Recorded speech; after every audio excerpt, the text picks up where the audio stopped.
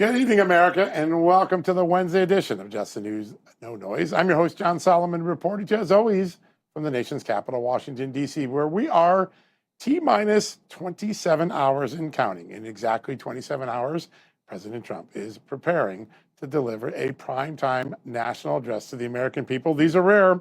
In fact, in the Trump presidencies, even rarer than others.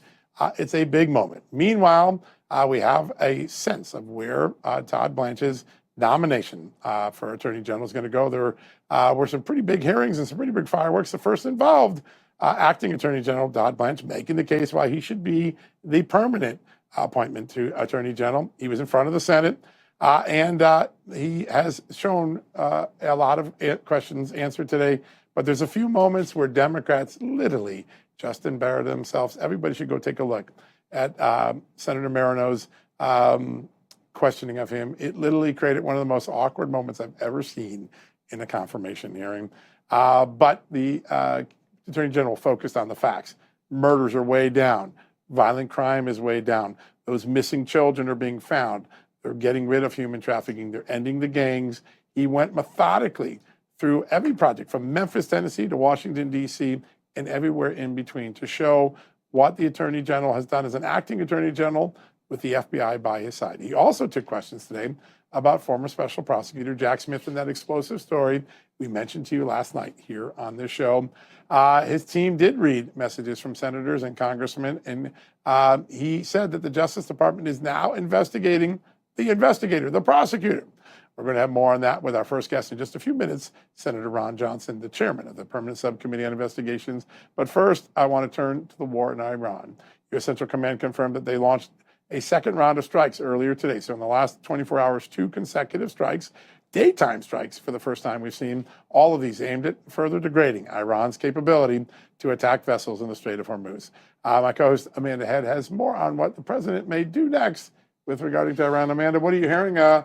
Pretty rough time for Iran. They're getting pounded. They earned it, but they're getting pounded. It's a bombardment, and yes, like you said, they absolutely deserve it. And as you said, the war with Iran continues to escalate, and President Trump gave them a very stern warning today about when the United States is going to up the ante even before, or even more, and start targeting things like bridges. He was specifically asked if he gave Iran a deadline on that. So take a listen to what he said. Are you giving Iran a deadline before you start bombing bridges? I don't like giving deadlines, but they pretty much know. They know the story. So are you meeting They better behave. Are you meeting with So short and sweet from President Trump. So we're going to have to wait and see if this latest pressure campaign against the IRGC will work. But I do know that President Trump is growing a little bit impatient with all of this. And next, Trump derangement syndrome. Well, it strikes again, this time with Democrat representative from New York, Alexandria Ocasio-Cortez, who is arguing that networks have a, quote, ethical obligation to not air the president's speech tomorrow, the one that John was just talking about. She says that doing so contributes to the spread of, quote, lies about our election. It is beyond me. Why is the left so adamant about shutting down talks about election integrity? That's something that we are going to talk a little bit more about tonight, too, John. But, you know, when it comes to election integrity, there are Democrats who used to be on board with making sure our elections were secure. You had Elizabeth Warren, who was calling this out years ago, saying machines are not secure. Jimmy Carter, all the way back in 2005, worried about the then speculative, now real expansion of absentee ballots. Democrats have a short memory. Or they flip sides the second President Trump comes into an issue. And I think that that's an unfortunate thing. A guy who never flips sides because he stays with the truth. You never have to worry when Senator Ron Johnson is presenting evidence because he stays focused on the truth. And boy, we would have a lot less of it if it weren't for him over the last decade. He joins us to kick off the show right now. Senator, great honor to have you back on the show. Well, John, hello, Amanda. By the way, just real quick in terms of Democrat hypocrisy, when I held the hearing, examining the irregularities of the 2020 election, in my opening statement, I laid out the number of letters that Democrat senators and House members had written about potentially Russia hacking into the election machines. And then all of a sudden in 2020, when people were raising that possibility, when Chris Krebs was lying to us that, oh, these things are never hooked up the internet, and of course they are hooked up the internet, again, the hypocrisy is just grotesque. And unfortunately, the legacy media will not cover it, will not, again, they just cover for the Democrats. Yeah, that is an age-old wash, rinse, repeat cycle now. It's really remarkable. All right, it is almost unfathomable, at least 10 years ago, I would never imagine I would utter these words in public.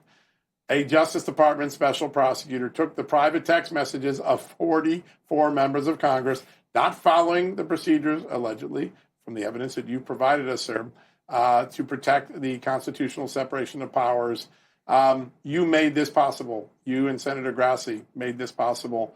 You've had 24 hours now to see the reaction. How serious a breach is this of the separation of powers and the integrity of a prosecutor? Well, it's as serious as when scooping up all of our phone records as well. And so they set up a filter team, which is the proper thing to do. You have the investigatory team, and then you set up a filter team. As the investigatory team is subpoenaing and obtaining documents, the filter team is looking at them first to make sure there's not attorney-client privilege, in this case, speech and debate clause privilege, separation of powers issues. The problem is the filter team only looked at attorney-client, turned a blind eye toward all these records, all these text messages that they're scooping up from members of Congress, which you think the filter team, you think the investigatory team would be very sensitive to, correct?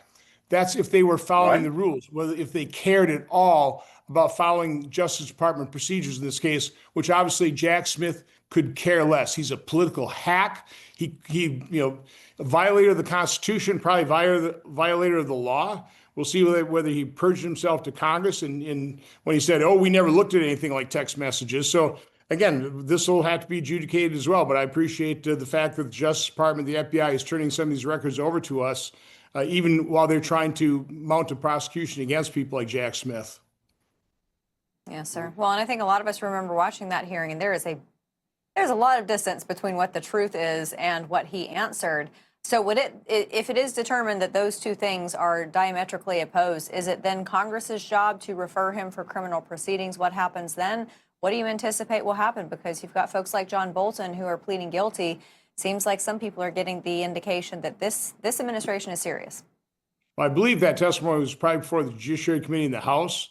So I have no doubt that Congressman Jordan, Chairman Jordan would refer that, but it's not necessary. I think the Department of Justice sees that crimes have been committed, that somebody has lied to Congress, which is a federal crime.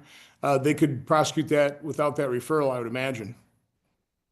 That would be a big moment. I want to step back for a second because I think when we got the phone records, we knew that the FBI and Justice Department had point to point. They would know Senator X talked to Senator Y, but they didn't have the content. When you get the text messages, you are now in the ability to see the actual work that members of Congress are doing. And no matter what you thought about the certification of the vote, that is an official act of Congress. Senators and House members have the right to do that work free of intervention. The fact that this shows that they got the content, how much more serious is that than just point-to-point phone records? I think it's way more serious. Again, they are going inside the room. They're actually examining, things that are protected by speech and debate clause. Yes, we were talking amongst each other. What are we going to do? Are we going to object to some of these electors? Again, that's within our responsibility. I mean, this isn't just a complete show. I mean, there is serious constitutional responsibilities that we're fulfilling in counting the ballots, counting the electors. So. A complete violation of the separation of powers between the executive branch and the Congress. Sir, I want to ask you about the Stop Nick Shirley Act. I, for the life of me, number one, as I was talking about at the top of the block, I don't understand why Democrats are so opposed to us rooting out election fraud and just having more transparency and more purity in our elections. But I also don't understand why they don't want to root out fraud. And yet here we are with this Stop Nick Shirley Act. Democrats are full-fledged behind stopping him and stopping the investigations that he's doing and stopping the transparency that he's providing. Well, in our hearing today, I renamed it the Protect Medicaid Fraudster Act, which is what this really is. I mean, it's outrageous that the only reason, quite honestly, that we're aggressively addressing all this fraud in Medicaid is because Nick Shirley, as an independent journalist, did something brilliant. He went and he actually videotaped these leering centers, these daycare centers and the hospice centers, that type of thing.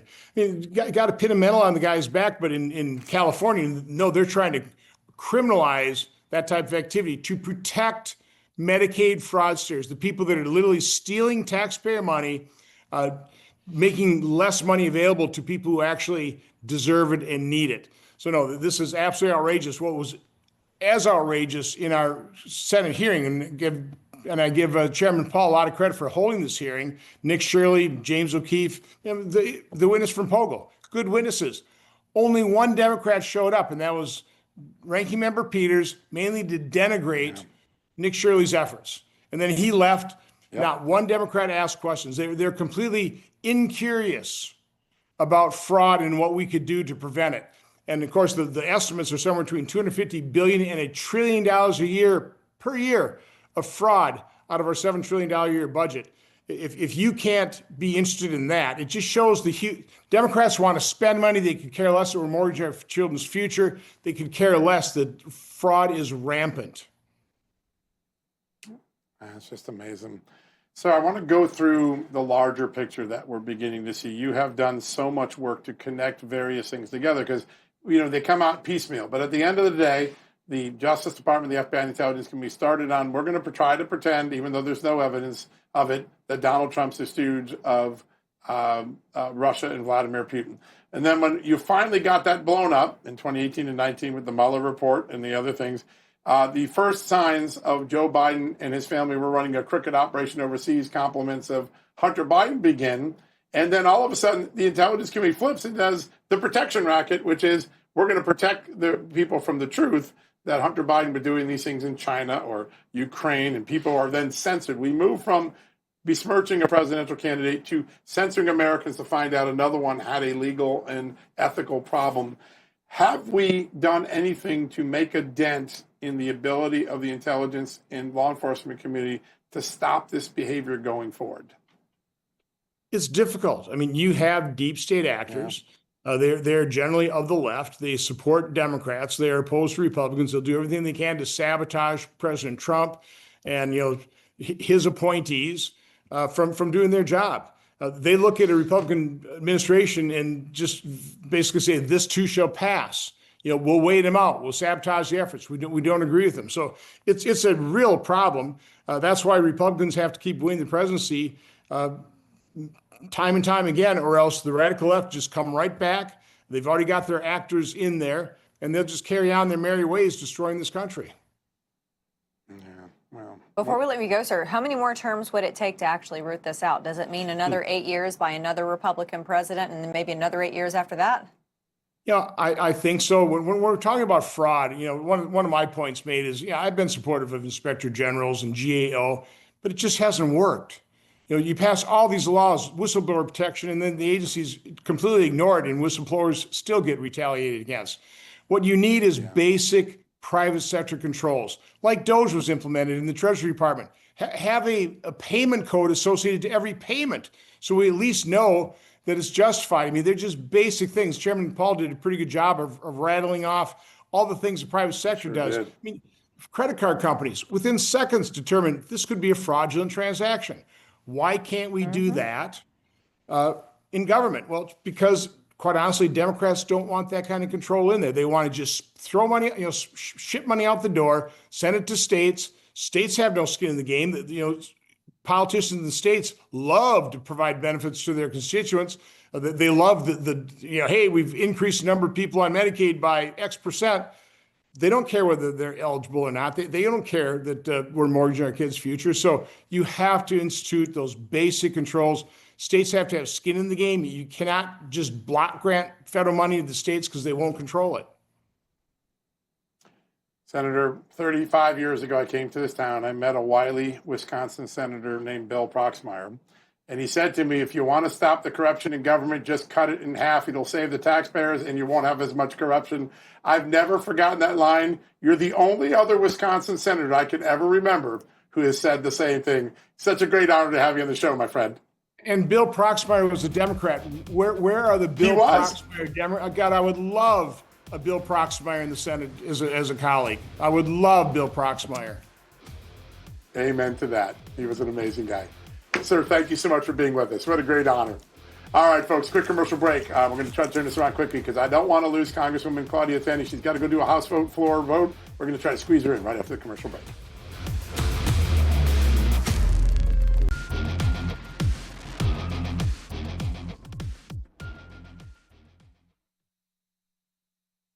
Welcome back, everybody, to Just the News, No Noise. Unfortunately, waste, fraud, and abuse is at the top of the news cycle again as we continue to uncover the absolutely staggering amount of taxpayer money that's going to fraudsters. And this time around, it is New York.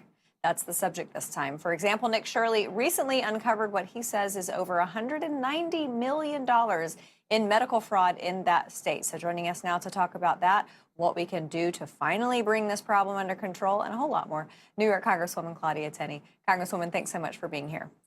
Great to be on. This is something I don't understand. When it comes to the politicians who should be out there saying something about this, yes, Kathy Hochul, but particularly Mayor Mamdani, who is a socialist, that's a grift. This is a grift. If I was Mamdani, I would want to be talking about this because I would be mad that that grift was taking money away from my grift.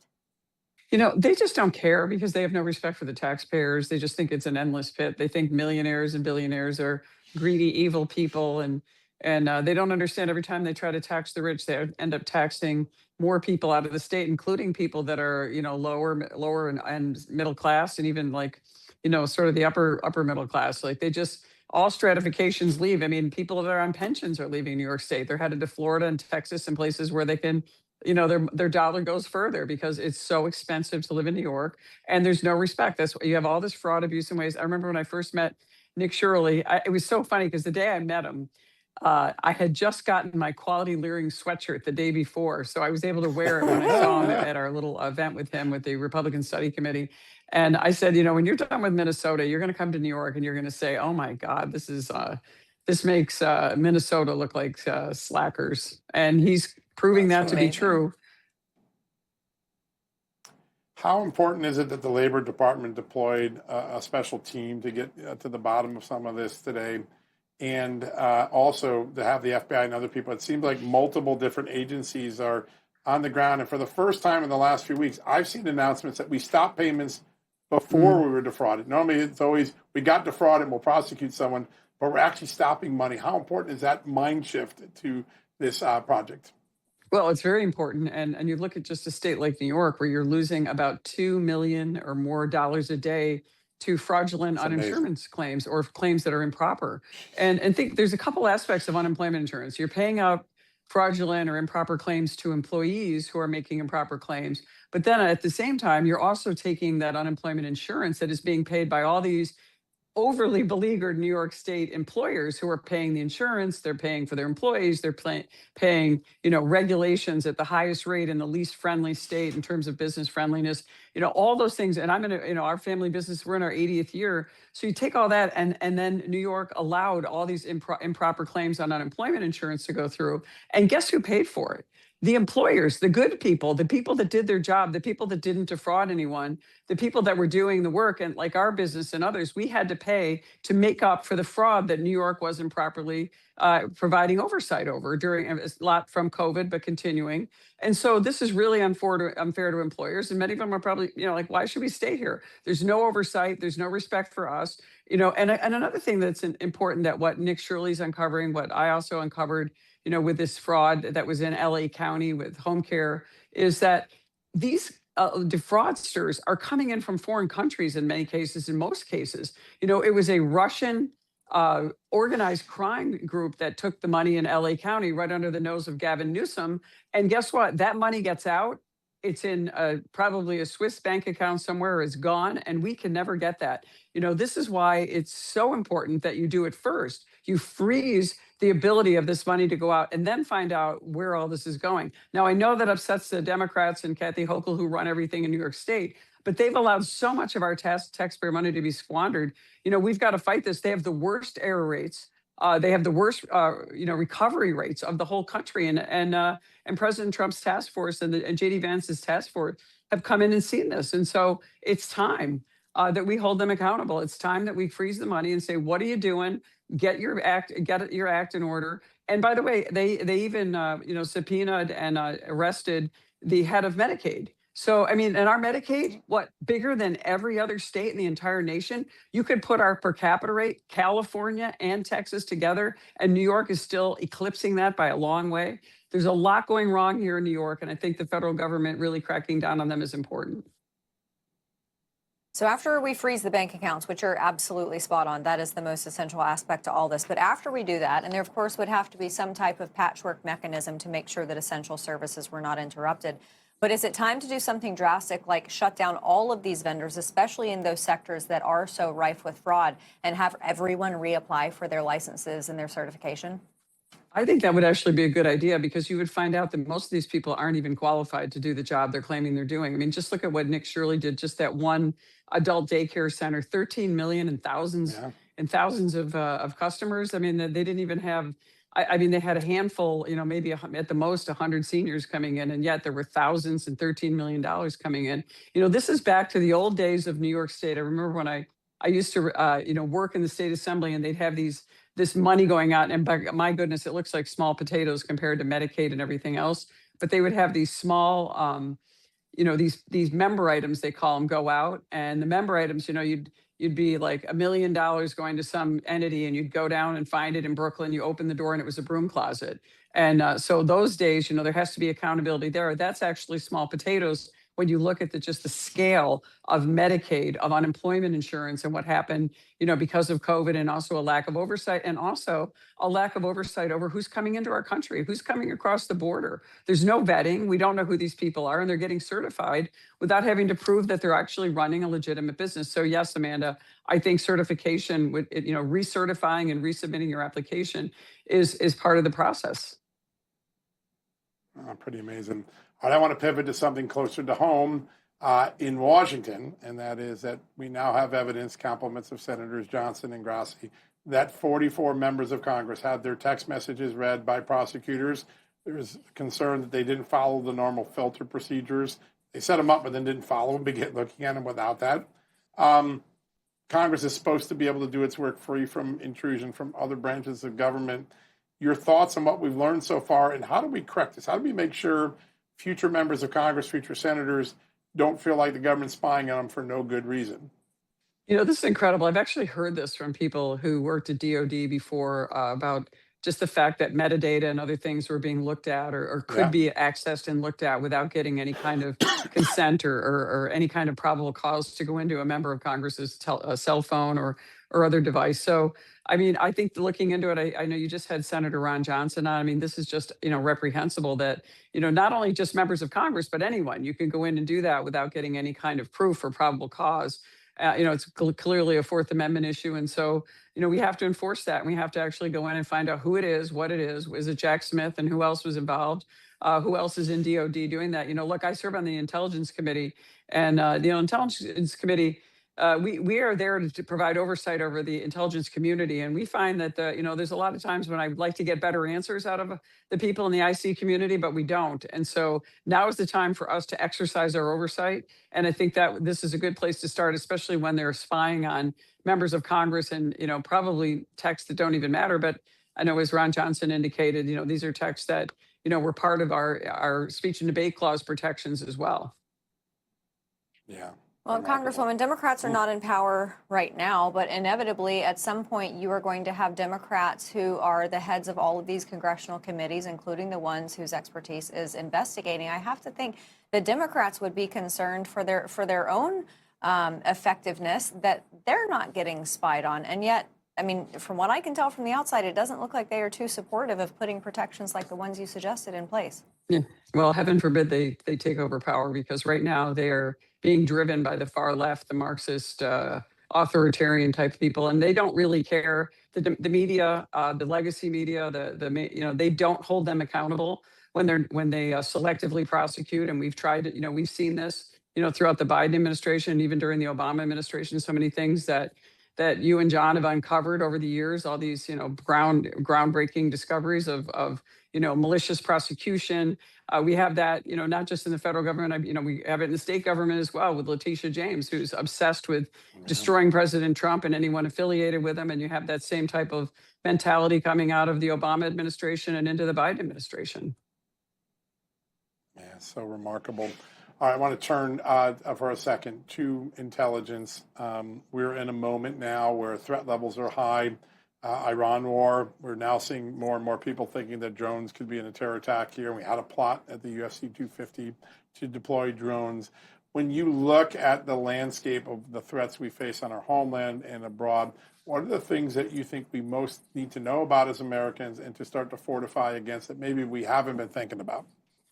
Yeah, I think Americans tend to be very casual about what they do online, what kinds of sources they have. As members of Congress, we can't be on TikTok, and they don't seem to think that this really new age of drones and the ability to spy on people and the ability to eavesdrop is really exaggerated. Not to mention, drones can carry dangerous weapons, and people can coordinate very easily through encrypted devices. And so, how do we get to these Americans aware that these things are happening? And one of the things that I've done, which is a little bit, just a little bit more obscure on that, but I have the No Hostile Onlookers Act, and that's an act that does not, interrupts federal funding of our really important labs, whether it's for science, intelligence, energy, and those things. So we don't have our foreign enemies inside those labs getting our important and intellectual property and our own important AI and other things that we're doing. And so to make sure that those things are vetted and gone through Congress in some kind of system, it's really important. But I think Americans should be more wary. I mean, we are in the age of information. We're in the age of technology. Look how things have changed so rapidly in just a few years. We've got to pay attention. We've got to take these threats seriously. Our adversaries are aggressive. They are here. They're looking to take advantage of us any way they can, whether it's an innocent person that really has no involvement with government and they can take advantage of. And I think people need to be aware. You really have to pay attention. And I think a lot of Americans think that they're protected. We really aren't. And we're trying to find safeguards that, of course, always comply with our Bill of Rights and the fact that we have rights under the Constitution not to be spied on, not to be surveilled. But at the same time, we have to be smart about this. And I think Americans tend to be a little bit casual about it, but there's only so much we can do. And I know we're trying to put things in place, guardrails to protect us, but the guardrails are only as good as the people that are being spied on, and whether they disclose these things, they let us know what's happening. And it's just so comprehensive, just dealing with the AI situation and how much that could be very dangerous to us. I mean, look at what the nuclear weapons, you can identify them, but AI is just pervasive. It's everywhere. And we really don't know to what extent our enemies are using it and how dangerous and how it could be. And should we deploy, the Defense Production Act and other safeguards to make sure that we aren't taken over by our enemies using AI. So important. Well, I look forward to seeing your No Hostile Onlookers Act proceed through, and it's really, really important legislation. New York Congresswoman Claudia Tenney, always an honor to have you with us. Great. Thanks. Talk to you guys soon. Absolutely. All right, everybody. And coming up next, why the DSA insists on abolishing the Senate. We talked about it a little bit more yesterday, but we're going to really dig in today. We'll be right back.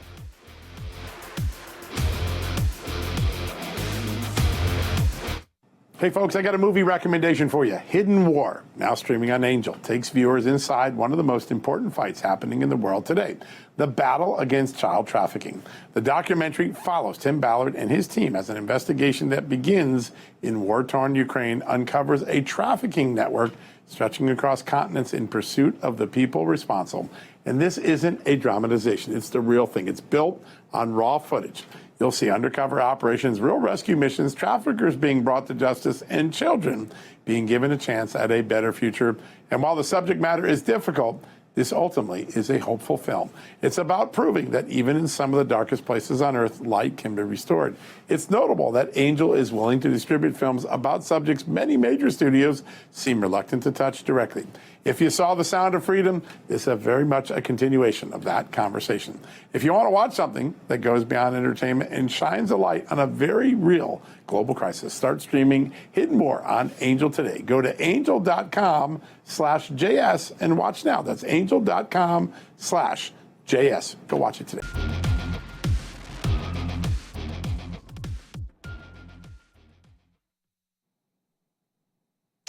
Welcome back, America. I don't think sometimes I wake up in the morning and say, I can't believe I'm reporting this, or my website has this on it, or my TV show is going to talk about this tonight. We have socialists all across the country now arguing that we should get rid of the United States Senate, that we should subjugate our rights to a bigger government, that we should all become socialists. I never dreamed in my lifetime I'd ever hear that become mainstream, but it is in the Democratic Party, at least, mainstream. Joining us now to break down how we got to this point, how we combat it, is Republican strategist, attorney, and managing partner of Cornerstone Group, our good friend, Chet Love. Chet, welcome to the show. Hey, well, happy to be back. We love being with you. All right.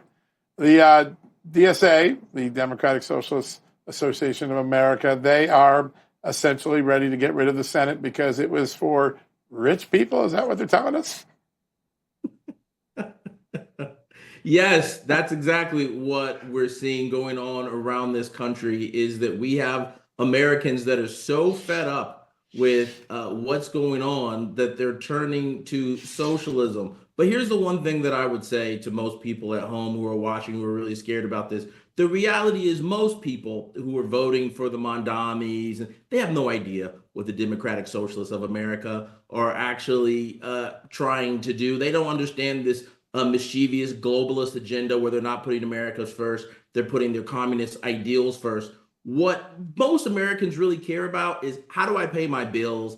How do I make a living every single day? And that's really what we should be focusing on as conservatives, is how do we get that message out to Americans for them to really understand this DSA is fanciful. It's not going to deliver on what they're promising, but the core principles of America is what's ultimately going to raise people out of poverty and make life great for everybody. Yeah. Chet, I want to ask you about, I mean, it's the long game for socialists in general, but here, of course, with the DSA.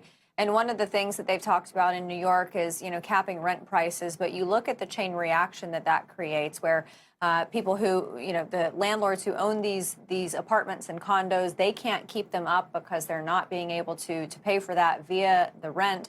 The buildings come into disrepair, and then the city takes it over. So they're playing the long game, while the people who vote for them are playing the short game, because all they think about is rent caps. I don't have to pay more in rent every year. How do we make sure that that message reaches everyone, including Democrat voters, so that they're not lured into these short game promises?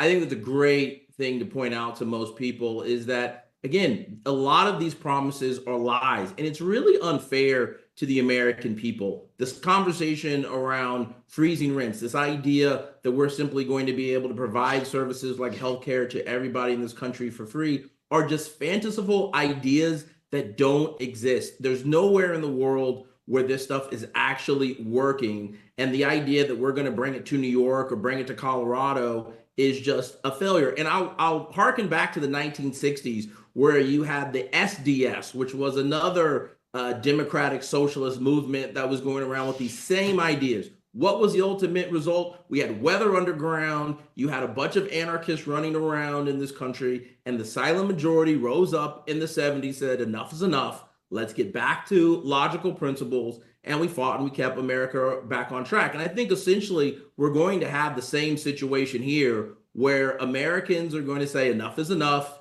We need to keep America back on track. But I think let's get to that point sooner rather than later. Yeah, so important. All right, I want to change topics because it's also a big issue in New York and other places. The panic over data centers. We are going to lose the war of AI, which will be the next economic supremacy war, if we don't get Americans to understand what's really at stake here. New York Governor Hochul signed an EO Tuesday, putting a 1-year moratorium on data center construction in the state. Tell us what's going on here, and how does this put New York behind the 8 ball when we're in a global competition to get AI supremacy over China? Again, New York continues to do and engage in policies that, for a lot of conservatives around the country, raises eyebrows. We're seeing this data center. They're trying to frustrate innovation, where at the same time you have the federal government through FERC, and I've been working with a lot of my clients on engaging with FERC and these issues around data centers. And they're simply saying, hey, there's work that we need to do with the industry to make things better, but we don't need to pause the entire country from moving forward with creating more jobs and creating more innovation to do it. What New York's simply doing is saying, we're going to take a year out to allow those jobs to go to places like Utah, to go to places like Louisiana. And you know what I say? Great. Allow more red states to get more of those jobs and opportunities, and allow the voters to actually see the consequences of those choices. Because data centers are a great opportunity for people if done the right way. And what we see them being done in places like Utah, working with the community, is it's not raising energy prices, but it's creating more income for them to build more schools, to build more community resources. And that's the kind of work that we need to see. Chet, I was in a conversation with a number of people, one of which is someone who's in the Secretary's office at the Department of Energy, and she was fielding a question about data centers. And she said, look, the reality is if you want to be able to have surgery, if you want to be able to have a doctor on demand, if you want to be able to call your mother to check in on her, if you want to be able to have ChatGPT organize your grocery list, it is going to require data centers. Are we getting to the point where we have to say, listen, it's a binary choice between humans and the things that you want and not having those things? Yeah, I think what a lot of people just don't understand is they're associating data centers with AI. And certainly AI definitely uses a lot of these data centers, but the data centers are used for everything. Whether you love playing Angry Birds or downloading Angry Birds, or whether, like you said, you're going online to use your Uber or whatever, all of these use data centers. And so the fact of the matter is everything's going online. The online data centers are just computers that are being used to facilitate a lot of this online traffic and process transactions. And that's what people really need to understand. So the trade-off really that we're looking at is whether or not America is going to continue to lead with innovation, or whether it's going to allow for countries like China to be able to eat our lunch. And so what we need to be doing, as I said before, is helping to demystify a lot of this information. We need to demystify this craziness around these communists that are trying to take over and ruin America. And we need to demystify these opportunities that we're having with data centers and the creation and job opportunities that they bring, and the economic opportunity that it's really going to bring to this country to be able to push innovation forward. So important. It really is. It requires really a change in mindset, and also I think probably a change in messaging. I think we have to educate our American public better. Real quickly, how much of our foreign enemies trying to propagandize and make us not want AI and data centers in America? Well, I think what we've seen online, unfortunately, has been a significant amount of foreign influence in terms of foreign influence campaigns on a variety of different fronts. I mean, you just had the vice presidents go on Joe Rogan to talk about some of the influence campaigns that are coming against him. And so I think what we need to understand is that President Trump wants America to be the greatest country in the world. And President Trump has gone out and made AI, made energy one of his top issues. He wants abundant energy, all of the above strategy to produce as much energy as possible to keep costs down. He signed an executive order working with the hyperscalers in this country, the Googles and the Amazons, et cetera, to ensure that prices don't go up for consumers, but that we can deploy more jobs and create more opportunities. And that's the message that people really need to understand. President Trump is working for the American people, but foreign nations certainly do not want us to see us win. They don't want to see us succeed. And so we need to make sure that we're doing everything possible to not allow those foreign adversaries to detract us from the path that we're on, which is winning and being successful. Yeah, so important. People need to listen to you. You could educate them really good, Chet. Great honor to have you on, my friend. We're going to get you back on real soon, but thanks for spending time with us. Hey, thanks, guys. All right, folks, we got a lot more right after the commercial break.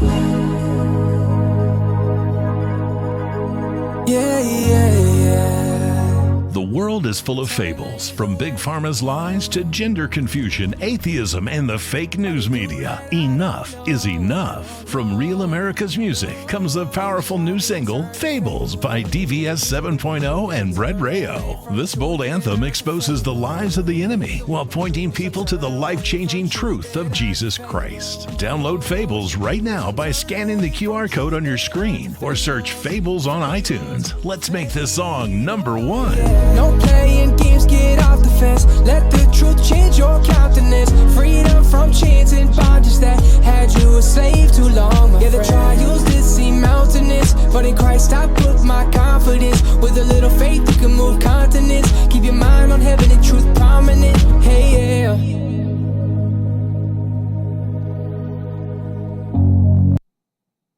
All right, everybody. What you just heard was a bit of the song Fables by artist DVS 7.0 and Brett Rayo. So joining us now to talk about the inspiration behind the music is the singer DVS 7.0. DVS 7.0, is that what we call you? Is that what you prefer? Absolutely, yeah. DVS 7.0. Actually, that stands for Driven Via Spirit to Completion. So 7's the number of completion. So I'm actually the rapper on the singer, by the way. I'm actually the rapper on the song, by the way. So that's Brett Rayo. Yeah. Yeah, you know what I love about it? It's got a little bit, to me, a little bit of influence of The Weeknd. Yeah. A little bit, as far as Scott's voice, it sounds almost like old school Chris Brown. But it's the musicality is incredible. Your rapping is amazing, but the message is absolutely incredible. Tell us about it. Awesome. Thank you so much. Yeah, I think it's just something that was put on our hearts. I got to give a lot of credit to Clay Clark and Brett Rayo, who kind of conceived the idea, and we put it all together and made this song. It's a big topic. You know, it's something that is super duper relevant. People don't realize how accurate the Bible is all the time. The song is actually about 2 Timothy chapter 4, which I'll paraphrase. It says, the time is coming when people will not put up with sound doctrine, but instead, to suit their own desires, they will gather for themselves teachers to tell them what their itching ears want to hear. So, you know, it's kind of what we've been seeing with the vaccine, what we've been seeing with, you know, the transgender ideology. You can be this, you could be that. So many different ways that we've been seeing that. So this is something, by the way, I probably was driving the cameraman crazy during the Coldplay because I was bobbing around. The song has got me moving. It was amazing. But this is close to my heart. Takes a lot to get John bobbing. You ain't kidding. Yeah, I'm pretty stiff.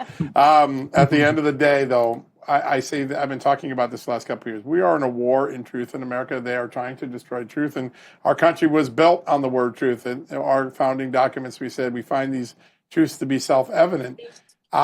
It's such a frustrating time when someone hears a song like this and reminds us that we can fight back, that the fables don't have to win the narrative. How do we continue to spread that away? Absolutely. It's, you know, I've actually been talking a lot to my kids about it, and a lot of people like, you know, this whole idea of your truth, my truth. That's kind of what this song's about. You know, relative truth. What's true for you is not true for me, or it could be true here and not there. That's all nonsense. And we got to kind of get back to that place of truth where we can actually have, you know, cognitive understanding of what's actually going on, and really be able to take in real information and soak up, use, you know, reason and actual common sense to gather our information, rather than emotion and all the things that have been leading, you know, in the past few years to, you know, the unfortunate left and liberals and a lot more than just them. But I think this song, we need to put these kinds of songs into the airwaves, you know, stamp our, you know, our ground, and let these people know that this kind of music is what's gonna, you know, really change society, change the industry, and lead the way for meaningful content and God-centered content too. Amen. I absolutely love that. Makes Ram so fun. Yeah, that's what we're getting done. I love it so much. American And you know, music. there aren't that many artists out there. I think Madonna was the originator of reinventing herself and finding new styles of music. Taylor Swift obviously went from country to pop, but I know that this is a new sound for you guys, but you absolutely blew it out of the park. We absolutely love it. DVS 7.0, thanks so much for joining us, and congratulations on this song. Yeah. Thank you so much. Pleasure to be on. Yes, absolutely. What a great guy. I could talk to him all day. I know, I love it. All right. I could dance him all day. So, guys, please help Fables move up the chart. Go download the song on iTunes right now. They've got that little QR code, so you can just scan that and get it.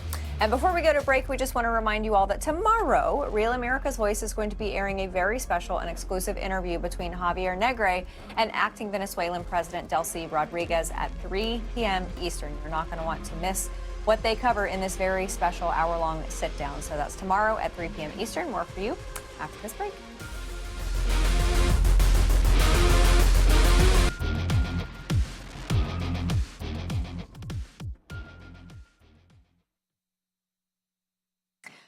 Welcome back, everybody. All right, when it comes to education, what has emerged in the last 5 or 10 years or so is that Republicans seem like they are the party of freedom in education. They want your tax dollars to follow your children instead of your children being forced to be in schools that are in the district that you live in, even if they are failing schools. Well, it doesn't seem like Democrats are too on board with that. We've seen that in state legislation when states have been trying to pass school choice, and Democrats are the ones who bump up against it. But Angie Sullivan, who is a co-host with Jennifer Welch, they have a very popular podcast, actually. They blasted homeschooling. Check this out. You would not believe how many people in Bible study homeschool their kids. And you just think, I worry about that. And then you see those witness booklets or whatever they're called that the Duggars use, and they're like top out at 8th grade. I mean, I just think homeschooling is a bad idea from soup to nuts. I don't care if you're a nuclear physicist. I think it's just weird as fuck that you want your kids around you all day, every day, and all night. John, I don't have kids yet, but I know you're a kid, and I would love to have them around me all the time. And I think it's absolutely absurd. This is part of the toxic mom culture. The fact that she is out there literally admitting that she doesn't want to have her kids around her all the time. I hope her kids didn't hear that. Yeah, no, well, it is, you're right. There's an elitism in America that looks down at anything that the elitists don't check a box on. So we've seen it for about 15 years ago. The gap between that woman there and real Americans is a mile long, and that's the problem that the left has right now. They are so disconnected from the people that they say they represent, they couldn't hit them with a 10-foot pole. Yeah, and the unfortunate thing is that school choice has, in fact, become a race issue because you have a lot of majority black students in minority neighborhoods across this country in urban areas, and they are failing schools. You have kids who can't even read or do math at 8th grade level who are graduating high school, and that's the prison of schools that you want to force people to have their kids in. That to me is extremely racist. But moving on, Representative Gwen Moore was speaking about the likelihood of getting shot in this country by a couple different demographics. Check it out. And I just want to make one other point. Immigrants are less likely to murder people than other American citizens. If you're worried about being murdered, and I don't want to be murdered, but you're much more likely to be murdered by, an ex-spouse that's mad at you, somebody who you fired from a job. You're much more likely to be killed by another American than you are an immigrant. It's just saying. So, John, we've talked about these statistics all the time when it comes to an illegal immigrant who is willing to cross the border illegally multiple times. That becomes an issue when it comes to contributing to crime. But one of my biggest retorts when people say, we have crime in this country, like, are you not worried about that? Yes, I am. We already have homegrown crime. That's why we don't need to import it. Yeah, that's what most common sense Americans would say, right? But we live in an era now where people live in a romanticized bubble of stupidity. They don't understand facts. We have CEOs that don't make decisions anymore about bottom line. We have politicians that don't make decisions about what's best in the interest of their constituents. And we have influencers who don't make the interest of intellect a part of their pitches. And it's just unfortunate. Yeah. So I love to keep these files of statistics in my phone, and I've got one from, what are you pulling out? January 1st to August 31st of 2014. Of course, that was before the Biden surge of illegal immigrants. But of 8,145 undocumented immigrants released from detention centers between those dates, 63% had previous criminal convictions or were marked a public safety concern. 2,984, 36.6%. had felony charges or convictions. 1909, 23.4% had misdemeanor convictions or charges related to violence, assault, sexual abuse, and other violent crimes.